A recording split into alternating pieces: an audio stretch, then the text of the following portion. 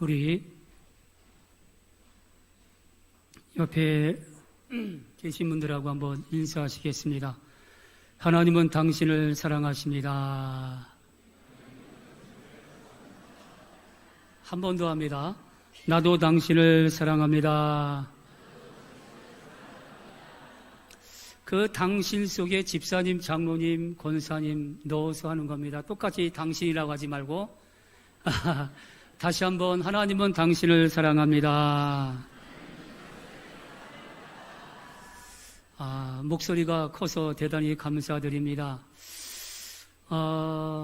사실 제가 안식년인데 날짜를 좀 제대로 잡지 못하고 있습니다. 그런 이유가 있습니다. 왜냐하면은 원래 제 당회를 통해서 이 올해 안식년이기 때문에 이렇게 합시다라고 해서 계획을 잘 짰는데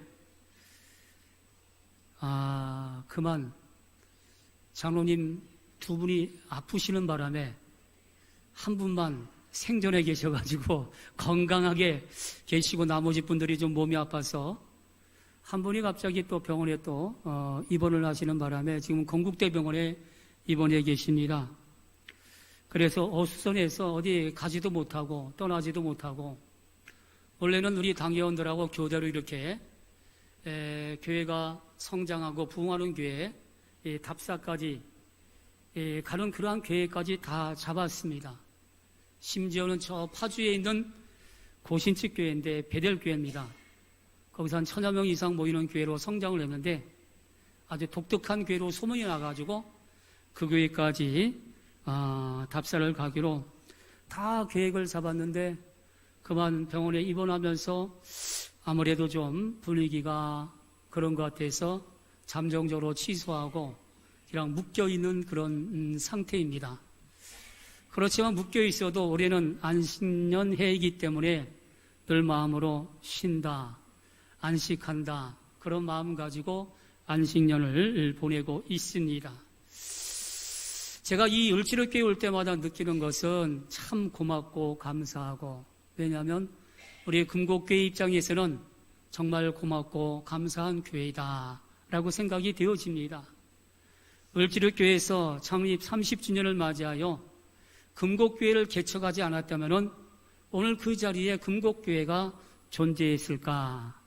또 제가 그곳에 가서 목회를 할 수 있었을까? 그런 생각이 듭니다. 힘있고 능력 있는 교회가 개척했기 때문에 또 금곡교회가 오늘의 이까지 정말 아름답게 성장한 줄로 믿습니다. 그런데 오늘 와서 보니까 을지로교회도 많은 변화가 있었습니다.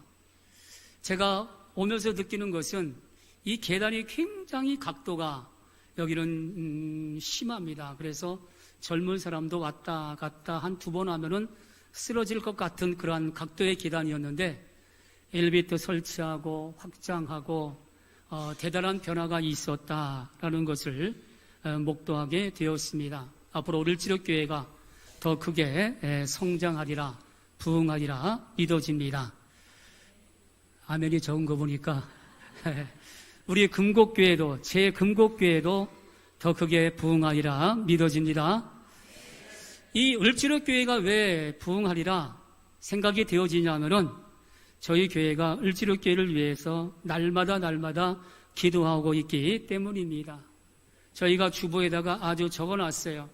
기도 제목 을지로교회를 위하여. 을지로교회를 위하여. 기도의 후원자가 많으면 영적으로도 강성해지는 것이고 그의 그 지경과 영역이 더 넓어지는 그런 능력이 나타나게 되는 것입니다. 오늘은 그런 관점에서 오늘의 말씀을 잠깐 묵상해 보도록 하겠습니다. 어떤 아들이 아버지에게 충고의 문자 메시지를 보냈습니다. 첫 번째입니다. 아버지 조심해야겠습니다. 젊은 아이를 만날 때에 아버지는 잘못을 바로 잡아 주시려고 하는데 요즘 그 행동은 나쁜 행동입니다. 요즘 그 모습은 나쁜 모습입니다. 처녀애들이 짧은 바지를 입든 말든 아무 소리 하지 마세요. 이러쿵저러쿵 하다가 성희롱범으로 몰립니다. 아버지 눈 감고 사세요. 아버지 못 참는 성격 정말 걱정됩니다. 두 번째 문자를 보냈습니다. 아버지, 동네 어린아이들 만나면 예쁘다고 엉뚱한 말을 절대로 하지 마세요. 아이 엄마가 고발하면 성추행범이 됩니다. 가문의 수치가 되니 아버지 조심하세요. 정말 조심하세요. 아버지 때문에 걱정이 됩니다. 세 번째 문자 메시지입니다. 아버지, 길거리에서 중고등학생들이 담배 피운다고 아버지 방법대로 야 이놈들아, 버릇없이 어디에서 담배를 피워 호통했다간 이건 동네 망신당합니다. 그러면 애들이 뭐라고 하는지 아세요? 뭔데? 네가 뭔데? 당신이 뭔데 간섭이냐? 아이들이 대들면 뭐라고 할 겁니까? 그러니 아버지 조용히 계세요. 네 번째 문자 메시지입니다. 세상 일을 아버지 식대로 살다가는 망신만 당합니다. 세상이 남이야 전봇대로 이빨을 쑤시던, 남자가 여자 옷을 입고 여자가 남장을 하던 이제 모두 제멋대로 사는 세상이라는 것을 아셔야 합니다. 동네 처녀 총각들에게 결혼 이야기하지 마세요. 그 사람들도 결혼 못한 것 독이 올라 있어요. 잘못 말했다가는 큰 코 다칩니다. 이런 식의 문자 메시지를 아들이 아버지에게 4통씩이나 보냈는데, 그 4통의 문자를 받은 이 아버지가 말을 합니다. 아, 말세다. 이 세상 말세다. 이게 바로 아버지의 답입니다. 여러분, 우리가 이 세상을 살아가면서 조심해야 할 일들이 너무도 많이 있어요. 조심하지 않으면 다칩니다. 조심하지 않으면 상합니다. 조심하지 않으면 해를 입어요. 아무리 조심해도 지나치는 것이 없습니다. 젊은 아이들, 동네 아이들, 학생과 청년, 모든 사람에 이르기까지 조심하고 또 조심할 수밖에 없다라는 겁니다. 내 생각과 방법대로 말하거나 행동하면 엉뚱한 오해와 저항을 받을 수 있습니다. 불조심과 물조심과 사람 조심뿐만이 아니라 더 나아가서는 물질에 대한 조심도 많이 해야 될 것입니다. 오늘 이 성경 본문 여호수아서 7장 말씀을 보면은 그렇게 승승장구하던 이스라엘의 실패가 기록이 되어져 있어요. 사실 이스라엘은 싸울 때마다 승리했어요. 왜? 여호와가 함께 하시기 때문에. 여호와가 함께 하시기 때문에 싸웠다 하면, 전쟁만 했다 하면은 이스라엘은 승리를 냈습니다. 견고한 여리고성을 무너뜨린 이스라엘, 한번 생각해 보십시오. 어느 누구도 그 여리고성을 점령할 수 있으리라 그런 생각을 한 적이 한 번도 없었어요. 그러나 이스라엘은 해냈다라는 것입니다. 그러나 아무리 견고하고 또 견고했던 그러한 성이었지만은 하나님 앞에서는 무너졌다라는 겁니다. 그런데 오늘 성경에 나오고 있는 아이성을 보십시오. 이 작은 아이성 앞에서 이스라엘 백성들은 실패합니다. 무너져 버립니다. 패배해 버립니다. 오늘 우리에게 영적인 교훈을 주고 있습니다. 아니, 우리도 아이성에게 실패한 이스라엘 백성들처럼 살고 있습니다. 그래서 왜 실패했는지 원인을 깨닫지 못하고 때로는 한탄하고 울고 있는 경우가 많이 있습니다. 또 실패의 원인을 나에게서가 아니라 언제나 외부와 남에게서 찾으려 하여 실패에 의해 또 실패를 거듭하고 있는 그런 모습을 발견하게 되어집니다.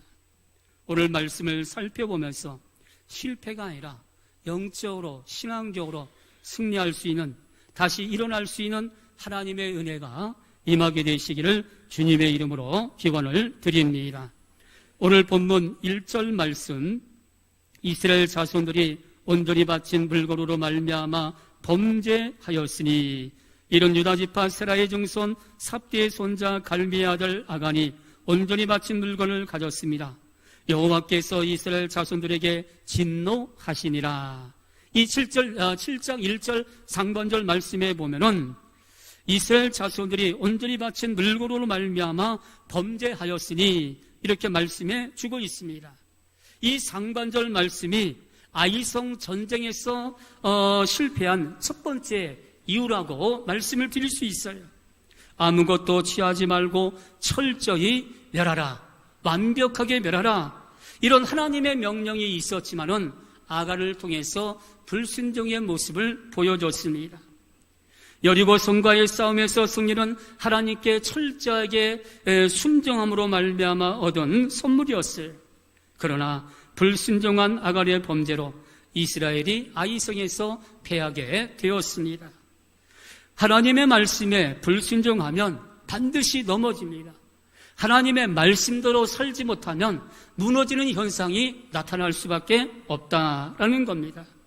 그래서 불순종하면 개인도 마찬가지고 가정과 교회와 국가도 반드시 무너지고 실패하게 되는 것입니다. 아간 보세요. 노력한 물건 가운데 신할산의 아름다운 외투 한 벌과 은 200세겔과 그 무게가 50세겔 되는 금덩이 하나를 자기 장막 땅 속에 감추었습니다. 이 아간이 감추었을 때는 절대로 들통이 나지 않을 것이다 라고 본인은 그렇게 생각을 했을 것입니다. 완벽하게 지도자들을 숨기고 완벽하게 하나님의 말씀에 숨김을 겪을 것이다, 당할 것이다 라고 생각을 했지만은 결국 사람은 속일 수 있어도 하나님은 속일 수 없다라는 사실을 깨달아야 되는 것입니다. 그래서 아간의 범죄는 이스라엘 전체에 비탄과 실패를 가져오게 되었습니다. 미국 여성 최초의 노벨 문학상 수상자인 펄벅 여사는 선교사인 아버지를 따라서 중국에서 어린 시절을 보냈습니다. 어느 해 심한 가뭄이 들었을 때입니다. 아버지가 먼 여행으로 집을 비운 사이에 마을에 이상한 소문이 돌았어요.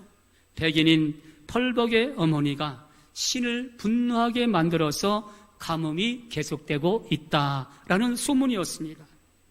사람들의 불안은 점점 분노로 변해서 어느 날 밤 사람들은 이 펄벅의 집으로 몰려들었어요. 이 소식을 들은 어머니 집안에 있는 찻잔들을 모두 꺼내서 차를 따르게 하고 케이크와 과일을 접시에 담게 했습니다. 그리고 대문과 집안의 모든 문을 활짝 열어두고는 아이들과 함께 거실에 앉아 있었습니다.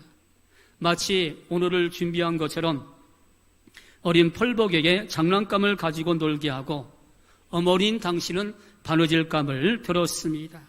잠시 뒤 거리에서 함성이 들리더니 몽둥이를 든 사람들이 열린 대문을 통해서 단숨에 거실로 몰려들었어요. 사람들은 굳게 잠겨있을 것이라고 여겼던 그 문이 열려있자 좀 어리둥절한 얼굴로 방 안을 들여다보았습니다. 그때 어머니가 말을 합니다. 정말 잘 오셨습니다. 기다리고 있었습니다. 어서 들어와서 차를 드세요. 아주 정중하게 차를 권했습니다.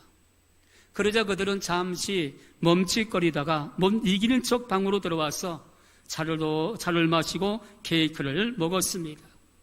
천천히 차를 마시면서 그들은 구석에서 천진난만하게 놀고 있는 아이와 어머니의 얼굴을 한참 동안이나 바라보다가 그냥 말없이 돌아가 버렸습니다. 그리고 그날 밤에 기적이 나타났어요. 어떤 기적입니까? 그토록 기다리던 비가 내렸다라는 겁니다. 훗날 어머니는 어른이 된 이 펄벅 여사에게 그날 밤의 두려움을 들려주었어요. 그리고 만약 도망칠 곳이 없는 막다른 골목이 아니었다면 그런 용기가 나지 않았을 것이다 라고 이야기하는 겁니다. 펄벅은 이 어릴 때의 체험 때문에 언제나 절망 속에서 용기를 가질 수 있었다라고 고백하고 있습니다. 시편 1편 1절에 보면은 복 있는 사람은 죄인들의 길에 서지 아니하며 라고 하였어요.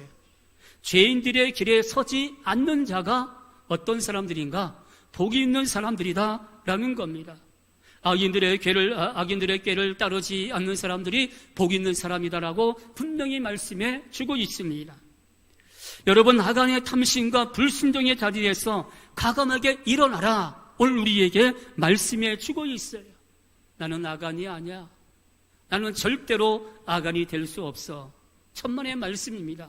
누구나 아간이 될 수도 있다라는 겁니다. 아니, 어떻게 생각해 보면은 우리 모두는 지금 현재의 아간처럼 살고 있다라고 이야기할 수 있을 것입니다. 그러나 분명한 것은 아간의 죄의 자리에 엎드려 있는 것이 아니라 하나님의 말씀의 순종의 자리로 일어날 수 있는 성도들이 되시기를 주님의 이름으로 기원을 드립니다. 그리고 그 다음에는 교만의 자리에서 일어나라라는 겁니다.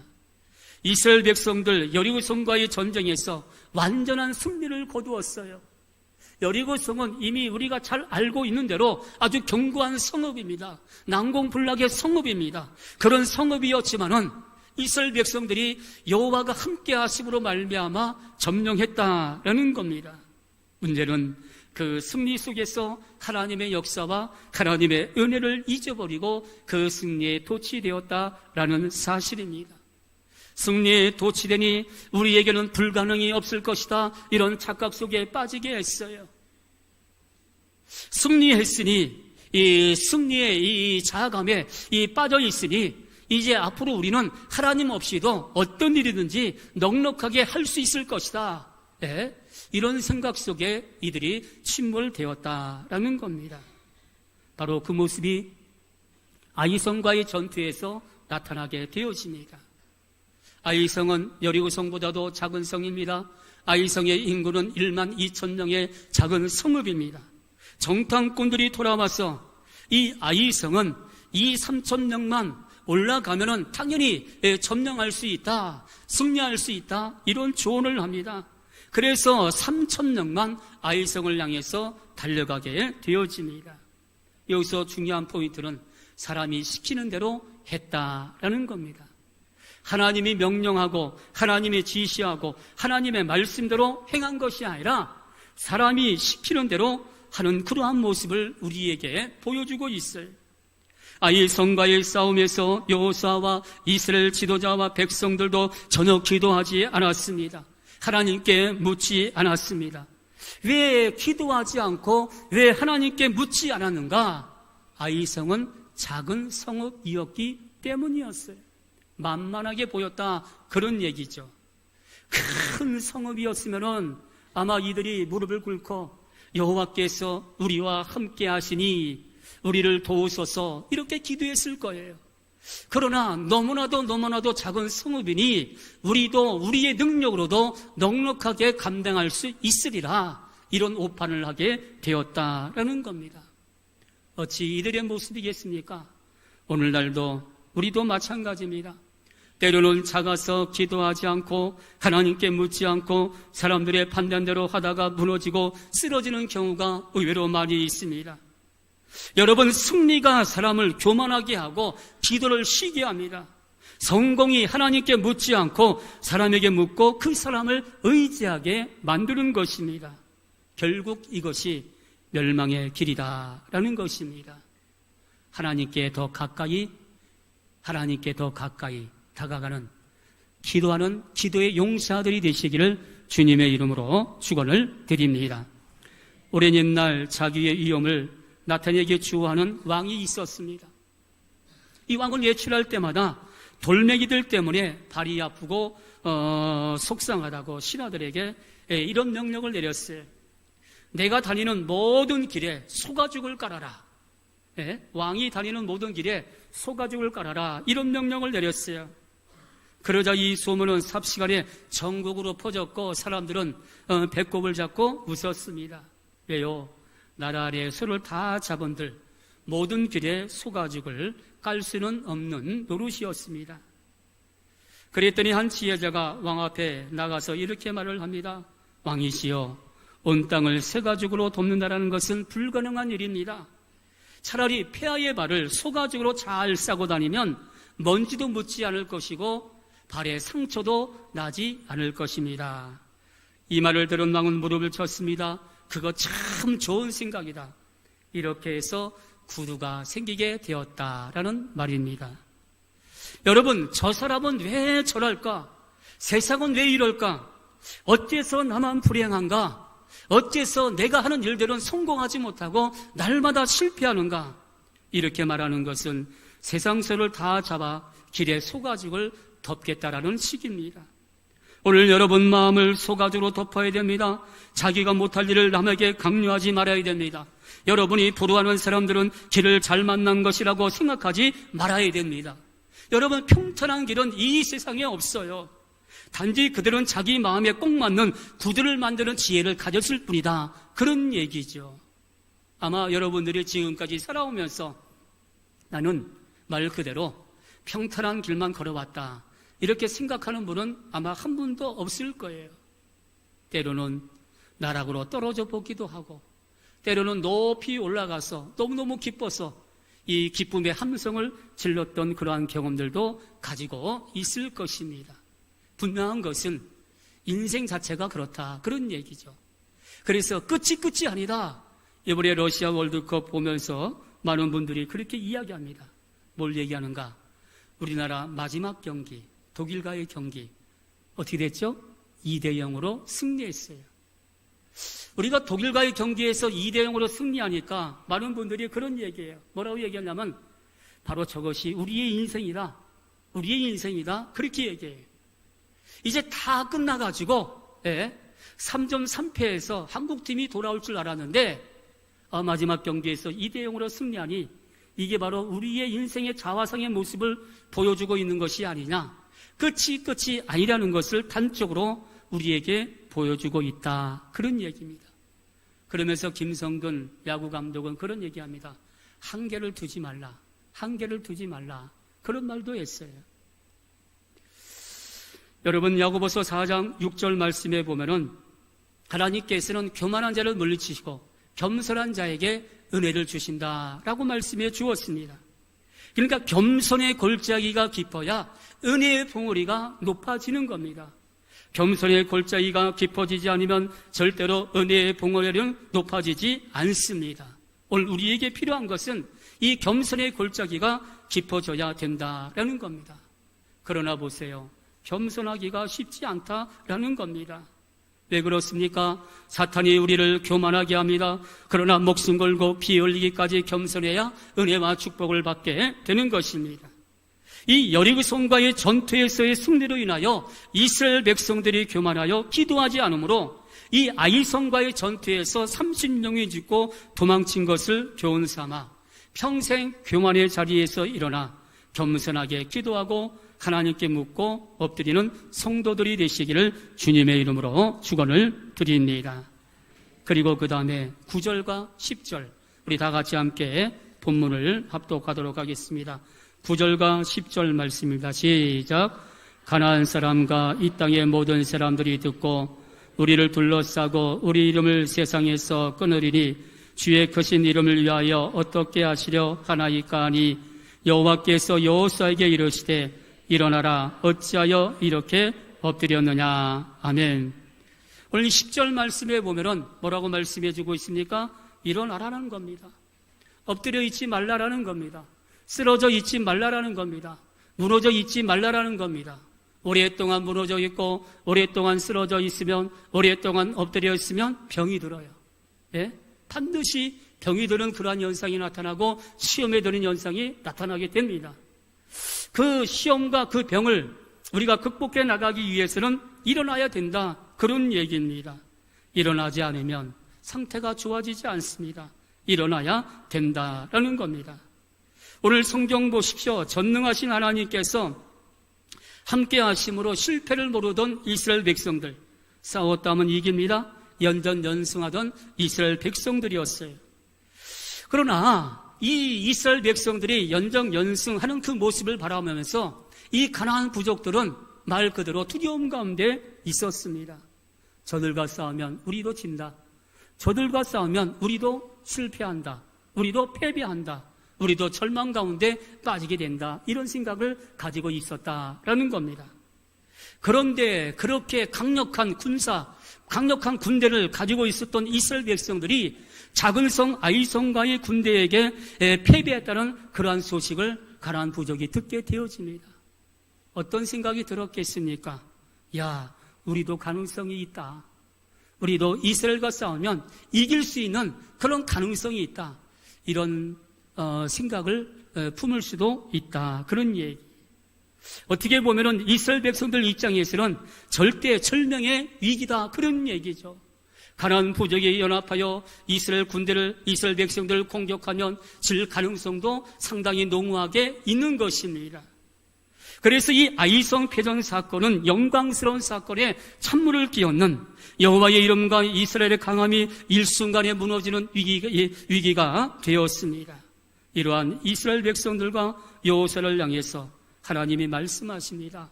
일어나라, 어찌하여 이렇게 엎드렸느냐. 일어나라, 어찌하여 이렇게 엎드렸느냐. 우리 옆에 계신 분 바라보시면서 한번 격려하겠습니다. 일어나시기 바랍니다. 어떻게 하자고요? 누워 있자고요? 엎드려 있자고요? 쓰러져 있자고요? 아닙니다. 일어나야 돼요. 일어나야 걸을 수 있고, 일어나야 뛰어갈 수 있고, 일어나야 일을 할 수가 있어요. 엎드려 있으면, 쓰러져 있으면, 무너져 있으면 원하는 목적을 이룰 수 없어요. 일어나라는 히브리어는 힘을 내라, 담대하라 라는 뜻입니다. 하나님의 언약과 하나님의 신실성을 절대로 의심하지 말고 아이성 패배의 원인을 철저히 규명하여 다시는 그러한 일이 없도록 노력하라, 그런 말씀입니다. 지금 일어나라, 엎드리지 말라 이렇게 말씀해 주고 있는 것은 다시 기회를 주고 있는 것입니다. 일어나야 하고 반드시 일어날 수 있습니다. 하나님이 힘을 주시고 하나님께서 손을 잡아 주시는 겁니다.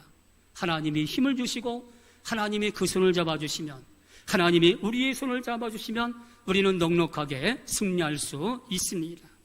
김석규 씨가 쓴 주님 손잡고 일어서세요 라는 복음 찬양에 보면은 이런 가사가 있습니다. 남들은 지쳐 앉아 있을지라도 당신만은 일어서세요. 힘을 내세요, 힘을 내세요. 주님이 손잡고 계시잖아요. 주님이 나와 함께함을 믿는다면 어떤 역경도 어떤 고난도 이길 수 있잖아요. 주님이 나와 함께 하신다면, 그 주님이 내 손을 잡고 계신다면 어떤 고난도 어떤 역경도 우리가 감당할 수 있다라는 겁니다. 하나님께서 오늘 저와 여러분의 그 따뜻한 손을 날마다 잡아주는 그런 역사가 임하게 되시기를 주님의 이름으로 축원을 드립니다. 세상에 온갖 희소한 질병이 있지만 통증을 느끼지 못하는 무감각의 질병이 있어요.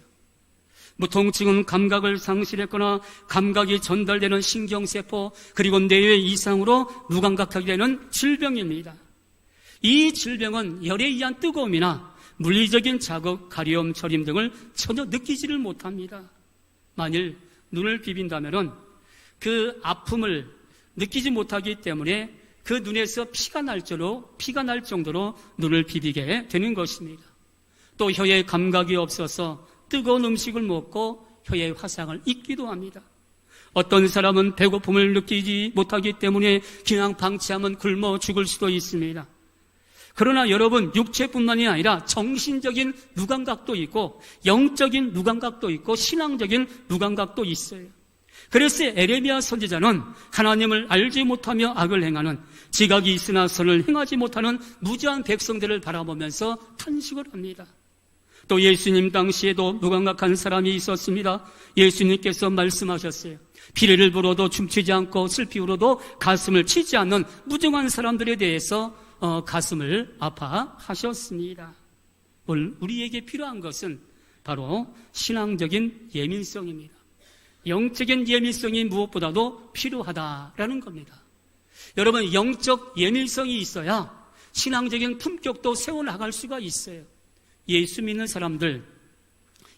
사람으로서의 그 품격이 좀 높아져야 된다라고 저는 생각을 합니다. 예수 믿으면 질이 떨어지는 것이 아니라 예수 믿으면 상승해야 된다, 그런 얘기죠.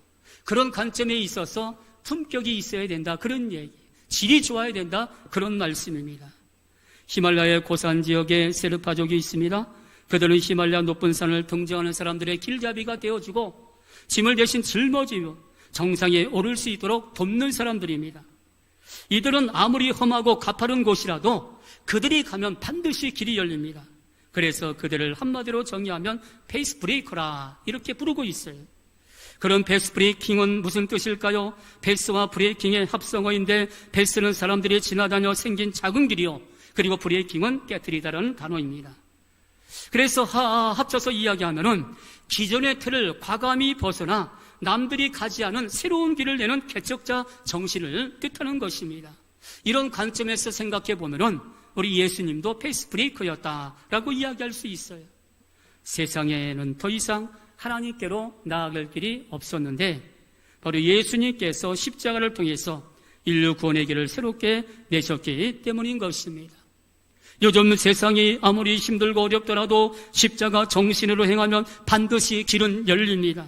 나는 죽고 내 안에 사시는 그리스도와 함께 무엇이든지 패스 브레이킹 정신으로 임한다면 거기서부터 평안과 자유와 그리고 승리가 열리게 될 것이다 라는 겁니다.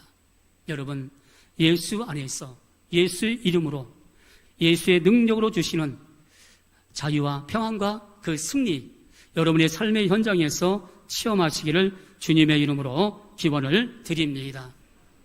위장이 있습니다. 아마 이 예배 끝나고면은 또 식당에 가셔서 점심 식사를 해야 되는데 우리의 위장은 음식을 받아들입니다. 음식을 먹어요. 그러나 우리의 뇌는 음식을 먹는 것이 아니라 뭘 먹어요? 정보를 먹는다. 정보를 얻는다라는 거예요. 우리의 뇌는 수많은 정보를 말 그대로 소화를 합니다. 그런데 보세요. 음식도 좋은 음식과 불량 음식이 있듯이 정보도 좋은 정보와 불량 정보가 있어요. 살다 보면은 원하지 않아도 안 좋은 정보를 만나게 됩니다. 소화가 안 되면 소화제를 먹지만 뇌는 소화제가 없어요. 그래서 여러 가지 안 좋은 정보가 뇌에 들어앉아서 나쁜 정보가 뇌를 지배해버리면 반드시 문제가 생기게 되는 것입니다. 그렇게 생각합니다. 뇌에게도 소화제가 있다면 뇌를 편안하게 만들 수 있지 않겠는가. 근데 뇌에는 소화제가 없어요. 그러나 소외자라고 이야기한다면 굳이 자신의 뇌에게 긍정적인 정보를 주면 그 정보는 행동으로 바뀌고 뇌의 진정한 변화가 오게 된다라는 것입니다. 여러분, 인생과 그리고 신앙의 실패는 어떻게 보면 통과 의례이고 변가지 상상인 것입니다. 그래서 그 자리에서 용감하게 일어나라라는 겁니다. 이스라엘 백성들은 단시 군사 3만 명을 데리고 아이성을 쳐서 완전히 승리를 거두게 되었습니다. 우리의 마음과 그리고 뇌와 삶 속에 마찬가지로 하나님의 말씀을 저장하면 그 말씀의 능력이 나타나서 우리의 삶은 승리하게 되는 것입니다. 하나님의 말씀을 붙들고 실패의 자리에서 일어나 승리의 성도들이 되시기를 주님의 이름으로 축원을 드립니다. 어떤 일이 있어도 하나님의 말씀이 나를 살리고 하나님의 말씀이 내 가정을 살리고 하나님의 말씀이 내 일터를 살리고 하나님의 말씀이 내 나라와 내 민족을 살리는 능력이다. 이런 거룩한 소망을 가지고 여러분 하나님의 말씀을 붙잡아야 될 줄로 믿습니다. 왜요? 그런 존재로 하나님께서 우리를 불러주셨기 때문이에요. 그렇게 불러주셨기 때문에 하나님의 말씀이 없이는 살 수 없는 존재들이다라는 겁니다. 그래서 말씀을 붙잡고 살아야 된다, 그런 얘기죠. 그 말씀 놓지 않는 말씀의 지혜가 넘쳐 흐르시기를 주님의 이름으로 기원을 드립니다. 사랑하는 성도 여러분, 죄의 자리에서, 교만의 자리에서, 실패의 자리에서 일어나 교회적인 사명을 감당하고 그리고 늘 감사하고 범사에 큰 승리를 거두는 영적 이스라엘이 되시기를 주님의 이름으로 축원을 드립니다.